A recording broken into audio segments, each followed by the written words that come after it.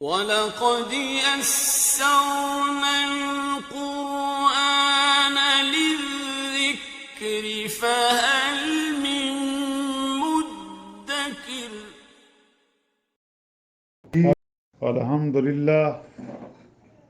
الحمدللہ وکفیٰ وسلام علی عبادہ الذین اصطفیٰ، اما بعد فاعوذ باللہ من الشیطان الرجیم، بسم اللہ الرحمن الرحیم۔ فی بیوت اذن اللہ ان ترفع ویذکر فیہا اسمہ یسبح لہ فیہا بالغدو والآصال۔ ان گھروں میں جن کے بلند کرنے اور جن میں اپنے نام کی یاد کا اللہ تعالیٰ نے حکم دیا ہے، وہاں صبح و شام اللہ تعالیٰ کی تسبیح بیان کرتے ہیں۔ رجال اللہ تلہیہم تجارت ولا بیع عن ذکر اللہ وإقام الصلاۃ وإیتاء الزکوٰۃ یخافون یوما تتقلب فیہ القلوب والابصار۔ ایسے لوگ جنہیں تجارت اور خرید و فروخت اللہ کے ذکر سے اور نماز کے قائم کرنے اور زکوٰۃ ادا کرنے سے غافل نہیں کرتی، اس دن سے ڈرتے ہیں جس دن بھوت سے دل اور بھوسی آنکھیں الٹ پلٹ ہو جائیں گی۔ لِيَجْزِيَهُمُ اللَّهُ أَحْسَنَ مَا عَمِلُوا وَيَزِيدَهُم مِّن فَضْلِهِ وَاللَّهُ يَرْزُقُ مَن يَشَاءُ بغیر حساب۔ اور اس ارادے سے کہ اللہ انہیں ان کے اعمال کا بہترین بدلہ دے، بلکہ اپنے فضل سے اور کچھ زیادتی عطا فرما دے۔ اللہ تعالیٰ جس سے چاہے بے شمار روزیاں دیتا ہے۔ سبحان ربک رب العزت عما یصفون وسلام علی المرسلین والحمد للہ رب العالمین۔ اللہم صلی علی سیدنا محمد وعلی آلہ وصحابہ وسلم۔ پارہ 18واں سورۃ النور کی آیات نمبر 36، 37 اور 38 کی تلاوت کی گئی ہے اور اس کا ترجمہ کیا گیا ہے۔ ان آیات مبارکہ میں جیسا کہ یہ ہمارا کال سے موضوع چل رہا ہے کہ اللہ تعالیٰ نے قلب مومن کو اور اس میں جو ایمان و ہدایت اور علم ہے اس کو ایسے چراغ سے تشبیہ دی ہے جو شیشے کی قندیل میں ہو اور جو شفاف تیل سے روشن ہو۔ تو اب اس کا محال بیان کیا جا رہا ہے کہ یہ قندیل ایسے گھروں میں ہے جن کی بابت حکم دیا گیا ہے کہ ان میں بلند کیا جائے اور ان میں اللہ کا ذکر کیا جائے۔ اس سے مراد مسجدیں ہیں، مساجد، جو اللہ کو زمین کے حصوں میں سب سے زیادہ محبوب ہے۔ بلندی سے مراد سنگ و خشت کی بلندی نہیں، بلکہ اس میں مسجدوں کو گندگی، لغویات اور غیر مناسب اقوال و افعال سے پاک رکھنا بھی شامل ہے۔ ورنہ نماز مسجدوں کی عمارتوں کو عالی شان اور فلک بوز بنا دینا مطلوب نہیں ہے، بلکہ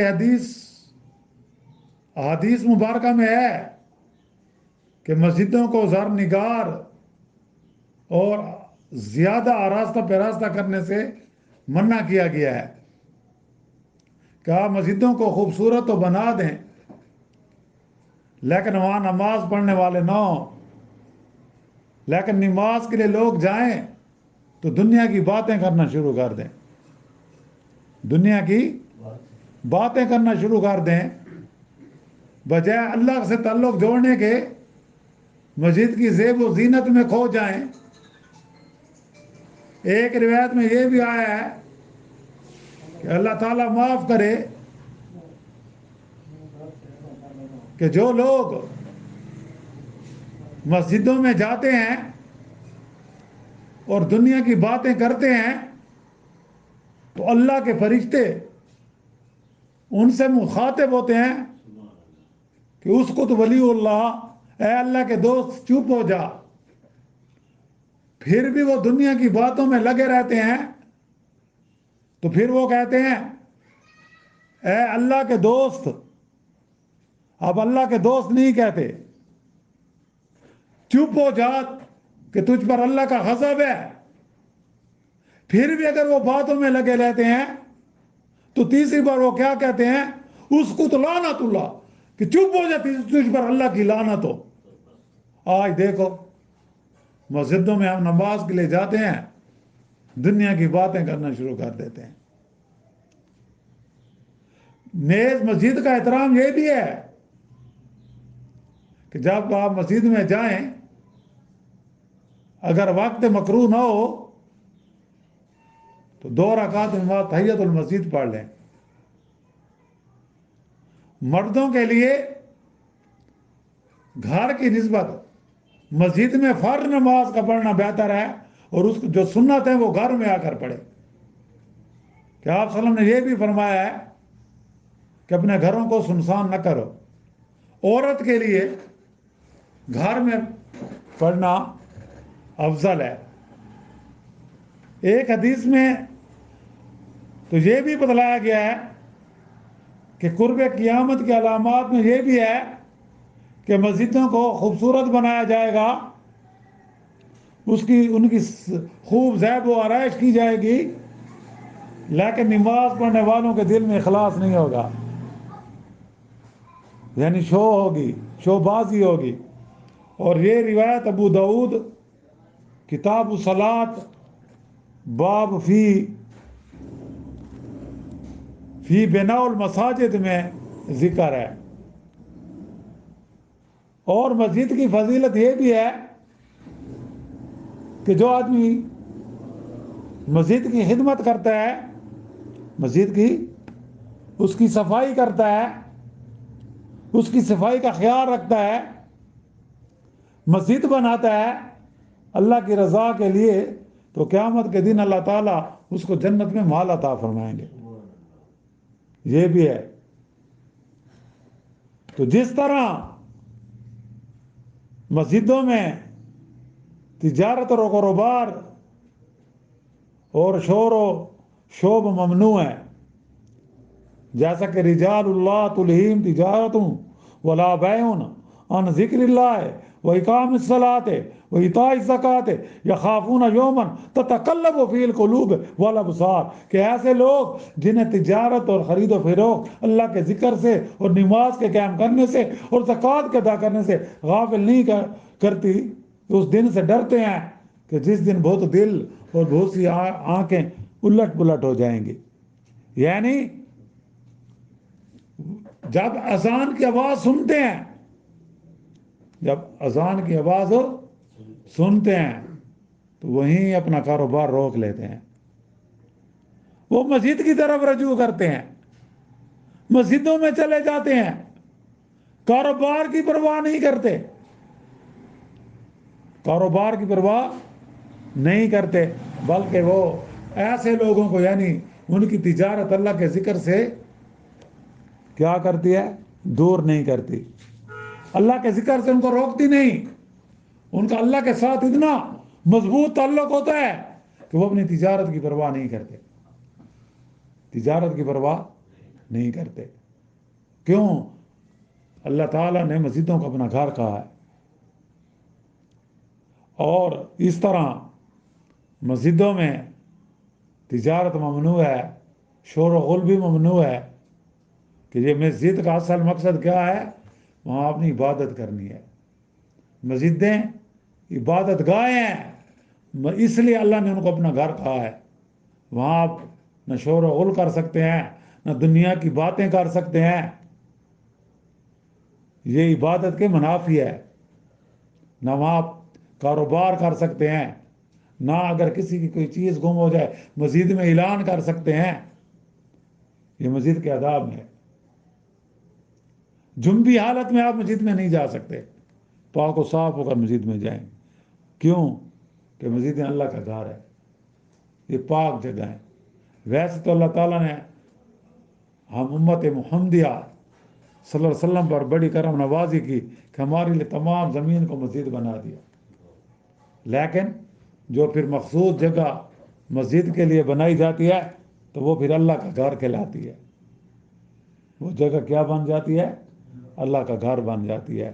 تو اس کا ادب، اس کی صفائی، اس کو پاکیزہ رکھنا پھر ہر مسلمان کے لیے ضروری ہے. اس طرح اللہ کا ذکر کرنے میں یہ بات بھی شامل ہے کہ صرف ایک اللہ کا ذکر کیا جائے، وہاں صرف اس کی عبادت کی جائے، اسی کو مدد کے لیے پکارا جائے. کہ وَأَنَّ الْمَسَاجِدَ لِلَّهِ فَلَا تَدْعُوا مَعَ اللَّهِ أَحَدًا. یہ سورۃ جن کی آیات نمبر 18 ہے کہ مسجدیں اللہ کے لیے ہیں، بس اللہ کے ساتھ کسی کو مت پکارو. آج بعض مسجدوں کے دیکھ کر افسوس ہوتا ہے کہ مسجدوں میں جو اللہ کا گھر ہے مدد کے لیے بزرگوں کے نام لکھے ہوتے ہیں. کہیں جا مدد غوث دستگیر لکھا ہوتا ہے، کہیں جا رسول اللہ مدد لکھا ہوا ہوتا ہے، کہیں جا علی مدد لکھا ہوا ہوتا ہے. حالانکہ اللہ کے ساتھ کسی کو شریک نہیں کرنا چاہیے. لا الہ الا اللہ کا مطلب کیا ہے؟ کہ اللہ کے سوا کوئی عبادت کے لائق نہیں، اللہ کے سوا کوئی مشکل کشا نہیں، اللہ کے سوا کوئی روزی رساں نہیں، اللہ کے سوا تمہاری کوئی مدد کرنے والا نہیں، اللہ کے سوا کوئی تمہیں خوشی دینے والا نہیں، اللہ کے سوا تمہاری پریشانی کو کوئی دور کرنے والا نہیں، اللہ کے سوا کوئی زندگی دینے والا نہیں، اللہ کے سوا کوئی موت دینے والا نہیں. اور اس طرح اللہ کے سوا کوئی سجدے کے قابل نہیں، اللہ کے سوا کوئی عبادت کے قابل نہیں. صرف عبادت کرنی ہے تو اللہ کی کرنی ہے اخلاص کے ساتھ، مخلص بن کر. اس لیے بس اللہ کے ساتھ مسجدیں اللہ کے لیے ہیں. مسجدوں میں جا کر اللہ کے ساتھ کسی کو مت پکارو، یہ اللہ کا حق ہے. اور پھر وہاں آپ نے تسبیح کرنی ہے، مسجد میں اللہ کا ذکر کرنا ہے، دنیاوی باتیں نہیں کرنی. کلمہ کا ذکر کرو، لا الہ الا اللہ پڑھو، سبحان اللہ والحمدللہ پڑھو، حضور صلی اللہ علیہ وسلم پر درود شریف پڑھو، اللہم صلی علی سیدنا، نماز والا درود شریف پڑھو. یعنی دنیاوی باتیں مت کرو، شور و غل مت کرو، بلکہ اللہ کا ذکر کرو، اللہ کی تسبیح بیان کرو. اور یعنی اصال، یعنی اصال کا مطلب ہے شام کو، غدوب کا مطلب ہے صبح کو. یعنی تم صبح شام مساجد میں جاؤ. صبح یعنی صبح کی نماز، شام سے مراد مفسرین نے لیا ہے ظہر کی نماز، عصر کی نماز، مغرب کی نماز، عشاء کی نماز. یعنی جو فرض نمازیں ہیں وہ نماز مسجد میں پڑھو جماعت کے ساتھ، اور سنت نفل آ کر گھر میں پڑھو. اور عورتیں جو ہیں اسلام میں، عورتیں مسجد میں آ سکتی ہیں، نماز پڑھ سکتی ہیں ان کو، لیکن ان کا جس طرح مرد کا گھر کی نسبت مسجد میں نماز پڑھنا افضل ہے، اس طرح عورت کا مسجد کی نسبت گھر میں نماز پڑھنا افضل ہے. گھر میں نماز پڑھنا افضل ہے. اور یعنی اہل ایمان جن کے دل ایمان و ہدایت کے نور سے روشن ہوتے ہیں، وہ صبح و شام مسجدوں میں اللہ کی رضا کے لیے نماز پڑھتے ہیں اور اسی کی صرف عبادت کرتے ہیں. اور نیز یہ بھی ہے کہ مسجد میں نے ابھی آپ کو بتایا ہے نا کہ اگرچہ عورتوں کا مسجد میں جا کر نماز پڑھنا جائز ہے، اور ان کی ترتیب کیا ہوتی ہے؟ سب سے پہلے مردوں کی صف، پھر بچوں کی، آخر میں عورتوں کی، بشرطے کہ وہ نہایت سادہ لباس میں بغیر خوشبو لگائے اور باپردہ جائیں.